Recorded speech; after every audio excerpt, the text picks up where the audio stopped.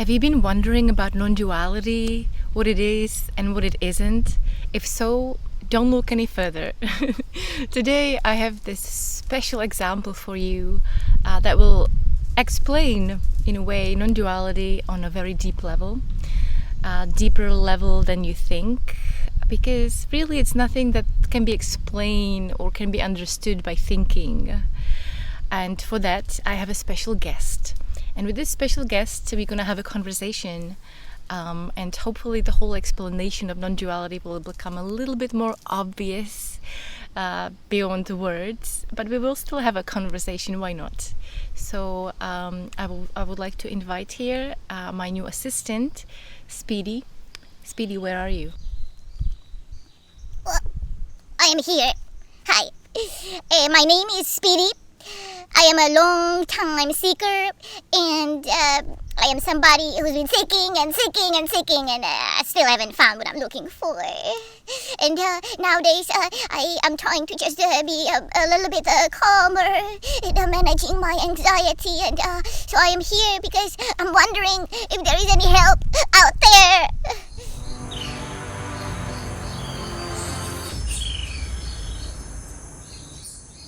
Hey Speedy, thank you so much for your little introduction. And yeah, today we are here to explain what is non-duality. So non-duality basically means there is no two. No two.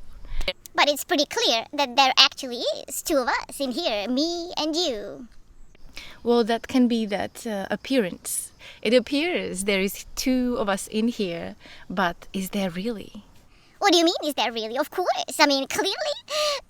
Today, Olivia, I'm actually stealing your show. This is all about me. I am here, and clearly you are also here. Okay, great. And so, what makes you you? How do you know that you are what you are? What do you mean? What makes me me? Clearly, I have control over myself, over my tail, and I have control over my thoughts. I am in control of everything, really. I have my own thoughts. I make my own decisions. This is definitely somebody here. Tell us more about that you. You know, you're talking about your thoughts. Your thoughts are yours. Can you be really sure that your thoughts are yours? Of course they are mine. They're created here in my own brain. Okay, so if those thoughts were really yours, would you know what is going to come up next? Do you know what your next thought is going to be like? What do you mean? My next thought, my next... what do you mean? And also, Speedy, if you really had your own thoughts, they were really yours, made in your brain, wouldn't you be able to just stop thinking completely? What do you mean? Can I stop? Well, somehow these thoughts are there all the time. I am real, and these thoughts are mine. Or, well, I don't know what you're implying in here.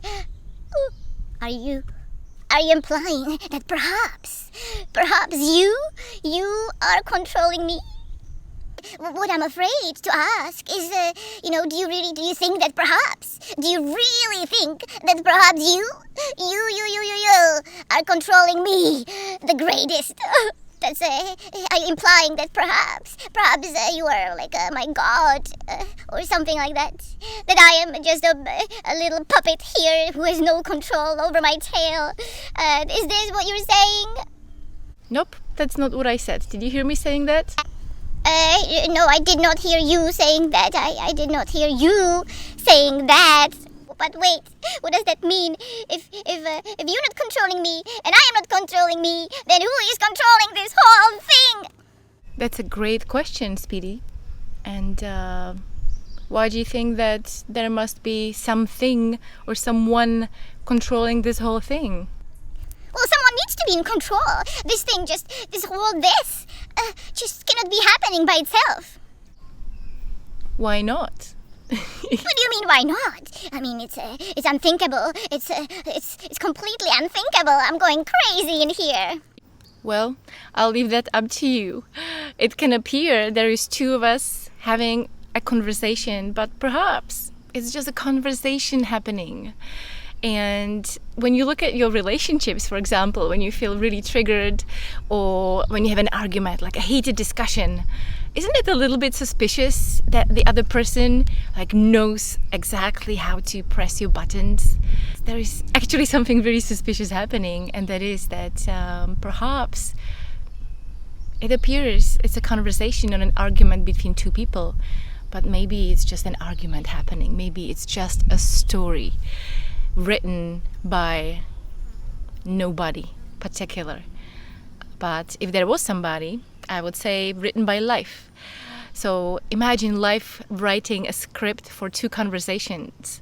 And imagine life, and really this is just such a hypothetical example, but imagine if life was writing, if life was something or somebody in particular, which really it isn't. Imagine if life was writing a story for two people, a script for an argument. Life would extremely enjoy this whole script. The people who are arguing, not so much. It will be probably pretty painful for them. None of the lines are really separated from each other. None of the thoughts are really separated from each other because it's a story.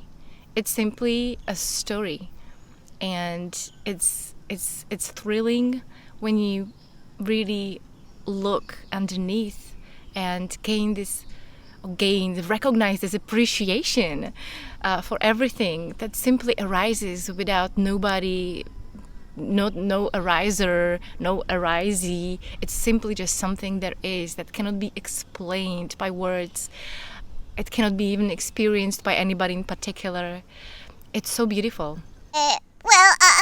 I don't believe any of this. It doesn't make any sense. No, you're right. It really doesn't make any sense. Fiction, a story always have to make sense. Reality doesn't. Oh, this is so confusing. I don't get it. But perhaps somebody out there can help me to understand, because I'm feeling